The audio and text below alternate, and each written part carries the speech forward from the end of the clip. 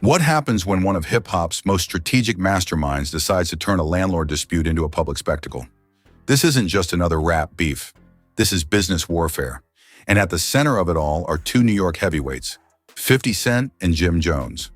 It started with a podcast conversation, a debate about documentaries. Right now, he owes, I'm going to say in a short way, at least 80,000, if not 180,000. A few comments that may have sounded general to some, but personal to one man in particular. When Jim Jones and his co-hosts questioned the ethics behind unauthorized documentaries, many listeners felt the shade was aimed directly at 50 Cent in his growing media empire. But instead of responding with a diss track, 50 did what he does best. He moved strategically. Lease agreements surfaced. Phone calls with a landlord were posted. Eviction notices hit social media. Then came security footage, showing Jim Jones locked out of his own studio. No punches were thrown, no records were dropped. Just paperwork, partnerships, and public humiliation. This is the story of how a simple podcast discussion spiraled into one of the most calculated power plays hip-hop has seen in years. And why, when 50 Cent takes something personally, it never stays personal for long. The tension didn't explode overnight. It simmered. And like most modern rap wars, it didn't begin in the streets. Is it acceptable for someone to create a documentary about you without your approval? How would you feel if it happened to you? It started in a studio, behind microphones, during what seemed like a casual conversation. In December 2025, Jim Jones sat down with Mino, Dave East, and other hosts on the Let's Rap About It podcast. The topic that day wasn't beef. It wasn't street politics. It was documentaries.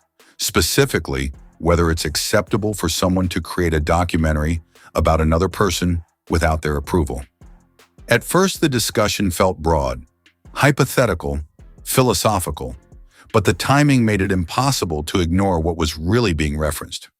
Around that same period, 50 Cent had been expanding his documentary portfolio, including projects that explored serious allegations surrounding high-profile figures in hip-hop.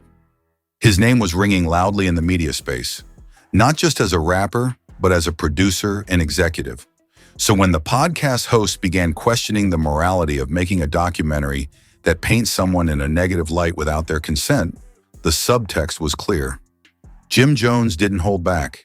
He described the idea as petty. He suggested that a documentary should celebrate someone's accomplishments, not attempt to damage their character. He argued that if someone is going to tell your story, it should honor your legacy, not expose your flaws for entertainment. The room agreed.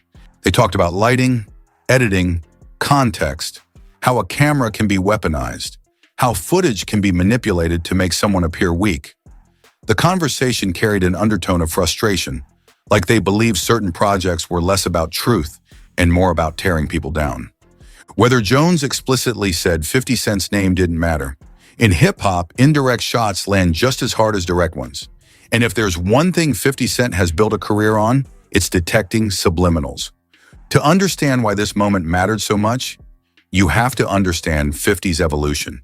He's no longer just the artist behind Get Rich or Die Trying. He's a businessman, a television producer, the architect of the power universe, a media strategist who understands narrative control better than almost anyone in the industry. When Jim Jones questioned the integrity of documentary filmmaking in the current landscape, 50 didn't see a general debate. He saw an attack on his brand. And 50 doesn't respond emotionally, he responds strategically. Within days, he reposted clips from the podcast. Not defensively, mockingly. He labeled the hosts squatters. He implied they were behind on rent. He turned what was meant to be a moral critique into a financial accusation. Then he escalated. Instead of firing off diss tracks or going back and forth in interviews, 50 went straight to the source of power, the building itself. The studio where Let's Rap About It was filmed wasn't just a creative space, it was leverage. An audio recording surfaced, a phone call between 50 Cent and the building's landlord. In it, the landlord described a strained relationship with Jim Jones. According to him, lease agreements hadn't been finalized. Payments were allegedly overdue. There were disputes over build-out costs and revenue transparency. The number that stuck out? At least $80,000 owed, possibly as much as $180,000. Some whispers even pushed it toward $250,000. In hip-hop, perception is everything. And suddenly the narrative wasn't about documentary ethics anymore. It was about unpaid rent. 50 posted the audio publicly. He didn't summarize it, he let people hear it. He framed the situation as hypocrisy. How could someone question his business practices while allegedly struggling to maintain their own? Then came the power move that shifted everything. Reports began circulating that 50 had partnered with the landlord. Some claimed he had acquired ownership interest in the property itself. Whether that ownership was partial, symbolic, or tactical didn't matter. The perception was set. 50 wasn't just commenting on the situation, he had positioned himself inside it. And then on February 19, 2026, the moment that changed the entire tone of the feud hit social media. Security footage, high definition, time-stamped, clear. It showed Jim Jones outside his podcast studio. The lights were off. The power had been cut. The doors were locked. After attempting entry, Jones kicked a door in to gain access. 50 Cent posted the footage with a caption that twisted the knife. "This wouldn't happen if we was friends. Want to be friends? Let's rap about it." That callback to the podcast name was intentional, surgical. No diss record could have landed harder. Alongside the footage, eviction notices appeared online, legal documents citing default notices and termination dates. According to the paperwork, the lease had already expired days earlier. Social media erupted. Some called it genius, others called it petty, many called it humiliating, but everyone was watching. The brilliance or ruthlessness of the move was in its structure. 50 didn't confront Jones physically. He didn't threaten him. He didn't even argue. He used paperwork, surveillance, legal deadlines. He turned a landlord-tenant dispute into viral content. And in doing so, he shifted the battlefield. This wasn't G-Unit versus Dipset anymore. It wasn't mixtapes and Hot 97 call-ins. It was assets versus liabilities, ownership versus obligation. For longtime fans, this felt familiar. 50 has always preferred psychological warfare. Back in the mid-2000s, he exploited fractures within Dipset by inviting Jim Jones to perform at a G-Unit show, subtly driving a wedge between Jones and Cameron. He understands ego, he understands ambition, and he understands timing. The 2007 move was about loyalty and validation. The 2026 move was about leverage. But here's what makes this situation deeper than a simple troll job. It exposed a harsh reality about the modern music industry. Streaming numbers don't always translate to liquidity. Image doesn't always equal infrastructure. And in an era where everyone claims to be a boss, actual ownership matters more than ever. 50 Cent has spent the last 2 decades building assets, television deals, production companies, equity stakes. Jim Jones, while still respected and active, operates in a different financial lane. That disparity became the unspoken headline. When 50 offered to buy the studio outright, it wasn't just mockery, it was dominance. And yet Jim Jones didn't immediately crumble. He didn't issue a tearful apology. He didn't retreat into silence. Instead, he chose a different strategy. But whether that strategy was enough, or whether the damage had already been done, is where this story truly begins to deepen. Because when 50 Cent turns a personal grievance into a public spectacle, it's rarely about one moment. It's about control. Jim Jones understood something important the moment that security footage hit the internet. Reacting emotionally to 50 Cent is exactly what 50 wants. So instead of jumping on live screaming, instead of dropping a rush diss record, instead of threatening lawsuits, Jim chose optics. He posted a video of himself doing martial arts moves, calm, focused, chopping wood, a Bruce Lee poster hanging behind him. The caption read, "Kung Fu Jim, no locked doors at all." It looked random, but it wasn't. It was a message. He was signaling that he wasn't rattled, that the viral clip didn't break him, that he was still outside, still moving, still unbothered. And if you know 50's history, you know why that matters. For over 2 decades, 50 Cent has perfected a psychological blueprint. He provokes, he escalates, he documents, he posts, then he waits for his opponent to explode. The second they react emotionally, he wins the round. We saw it during his war with Ja Rule, We saw it with Floyd Mayweather Jr. We saw it during his public back and forth with Rick Ross. The formula rarely changes. Conflict becomes content. Content becomes engagement. Engagement becomes leverage. This time, instead of mixtapes and radio interviews, the battlefield was Instagram and surveillance footage. But there's something deeper happening here that goes beyond trolling. The history between 50 Cent and Jim Jones isn't random. It traces back nearly 20 years to the era when G-Unit and Dipset were two of New York's most powerful movements. Back in 2007, 50 made one of the coldest chess moves in rap politics. At the time, Jim Jones was experiencing his biggest solo moment with We Fly High.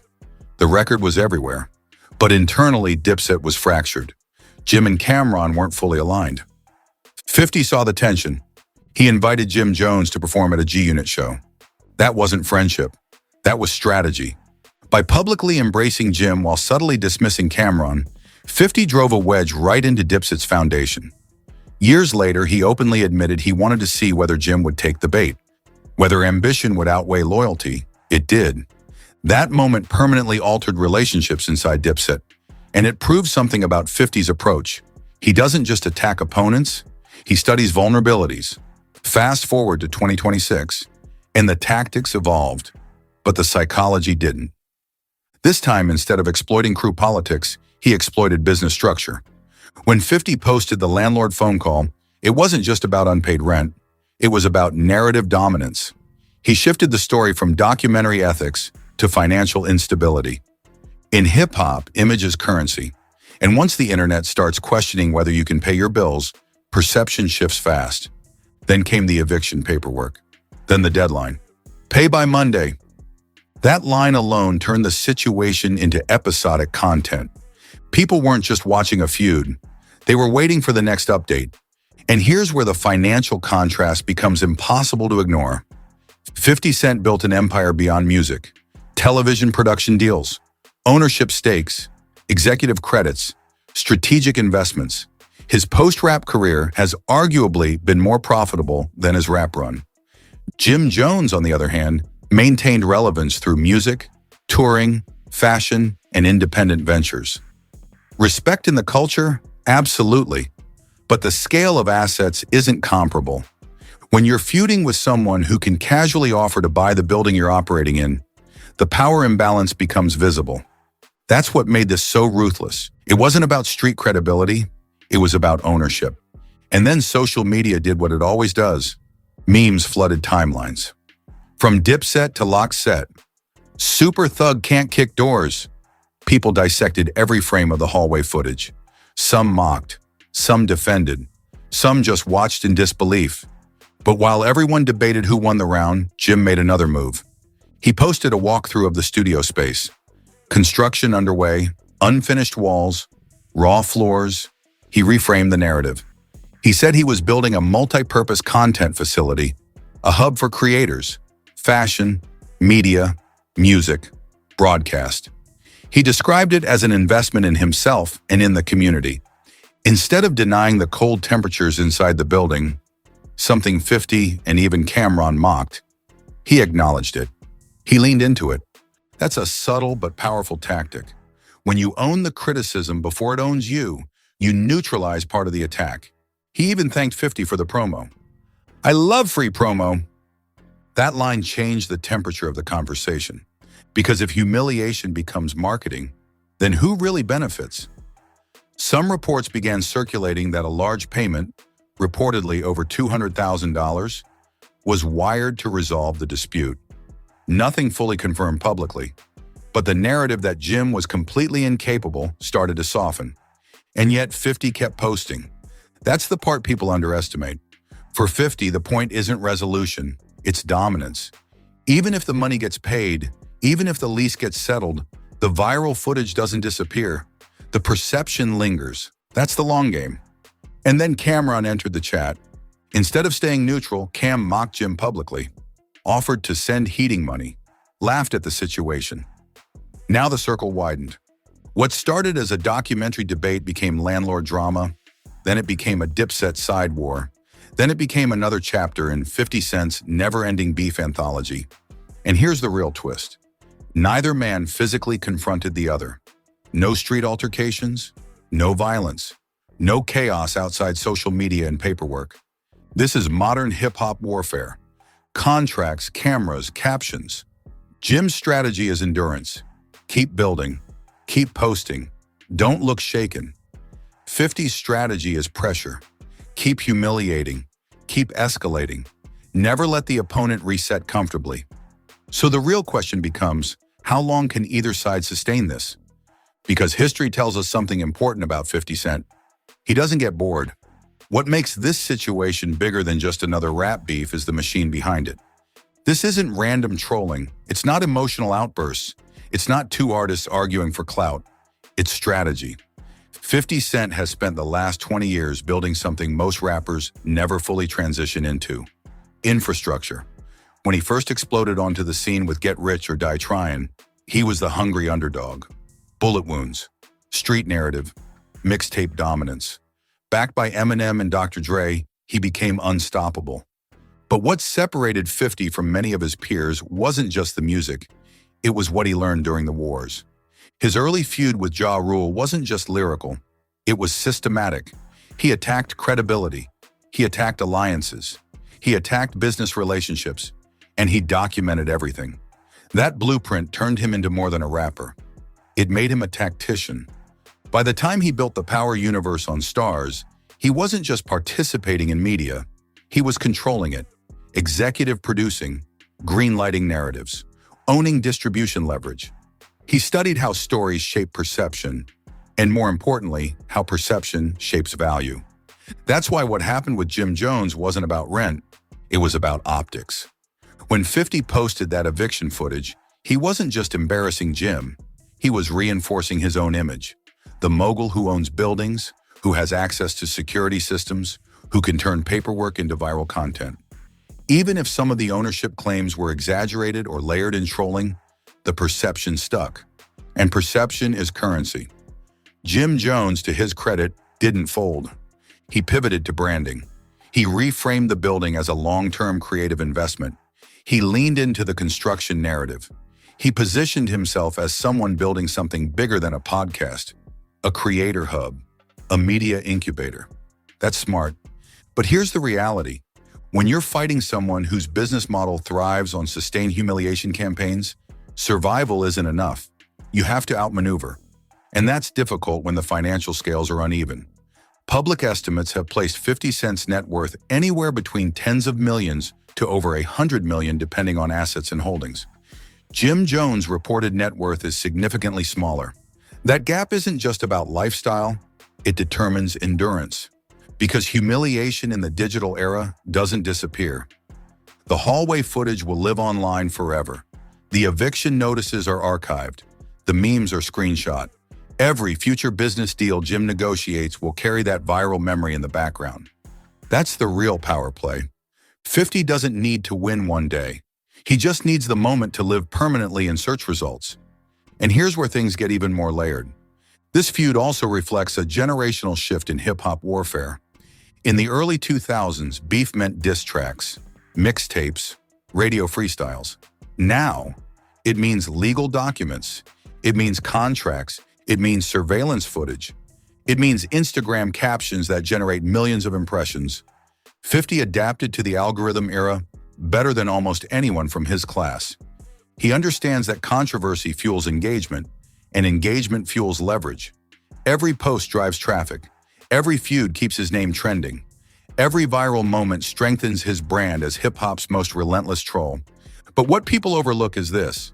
Trolling is only effective when backed by power. If 50 didn't have business credibility, the landlord call wouldn't have hit the same. If he didn't have ownership status somewhere in that deal, the security footage would feel invasive instead of dominant. Power validates the troll, and that's why this story isn't simple. Did 50 expose Jim Jones? In a viral sense, yes. He publicly displayed vulnerability. He shifted the narrative from documentary ethics to financial instability. But did Jim Jones flip humiliation into promo? Also, yes. After the footage dropped, his name trended. His studio walkthrough gained traction. People who hadn't discussed him in years were suddenly debating him again. Attention returned. In 2026, attention is oxygen. The deeper layer, though, is psychological. Back in 2007, 50 exploited Jim's hunger for solo validation within Dipset. In 2026, he exploited structural vulnerability within Jim's business setup. Different battlefield, same chess player. The question now isn't who won this round, it's who benefits long-term. If Jim successfully builds that content facility into a thriving creative hub, the eviction footage becomes a footnote in a comeback narrative. If it stalls or collapses, the footage becomes prophecy. And 50 knows that. That's why he doesn't stop posting even after reports of payments being made. Because for him, resolution isn't victory. Control is. And there's another layer most people aren't discussing. This feud reinforces 50's brand as someone untouchable in business warfare. Future rivals watching this might think twice before taking subliminal shots. They've seen what happens when 50 feels disrespected. He doesn't argue. He acquires, he partners, he exposes, and he documents, and he waits. Meanwhile, Jim's approach represents resilience.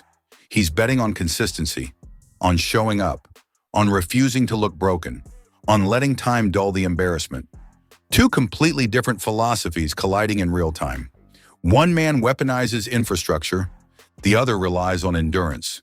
As of now, there are no confirmed lawsuits, no criminal cases, no physical altercations, just posts, deadlines, subtle jabs, and a rivalry that has quietly spanned almost 20 years. And maybe that's the most fascinating part. This isn't explosive, it's surgical. In an era where rap beef can spiral into tragedy, this one remains digital, strategic, and calculated. So who really took the round? The mogul who posted the footage and controlled the narrative? Or the veteran who absorbed the hit and kept building anyway? The answer depends on what you value more, dominance or durability. But one thing is undeniable. In 2026, hip-hop beef isn't about who can rap the hardest. It's about who owns the building. So now it's your turn. After everything you just heard, the podcast shots, the landlord phone call, the eviction footage, the kung fu response, the history going all the way back to the Dipset and G-Unit era, who really took this round? Did 50 Cent execute another masterclass in psychological warfare and business dominance? Or did Jim Jones flip humiliation into fuel and turn the whole situation into free promotion? Drop your thoughts in the comments right now. I want to know. Team 50 or Team Jimmy? And don't just say a name. Tell me why. If you rock with deep breakdowns like this, where we go beyond the headlines and really analyze the strategy behind the moves, make sure you hit that like button and subscribe to the channel. We're not just talking gossip over here. We're breaking down power plays. Turn on notifications so you don't miss the next story, because in hip-hop, the next move is always coming. And trust me, this one isn't over.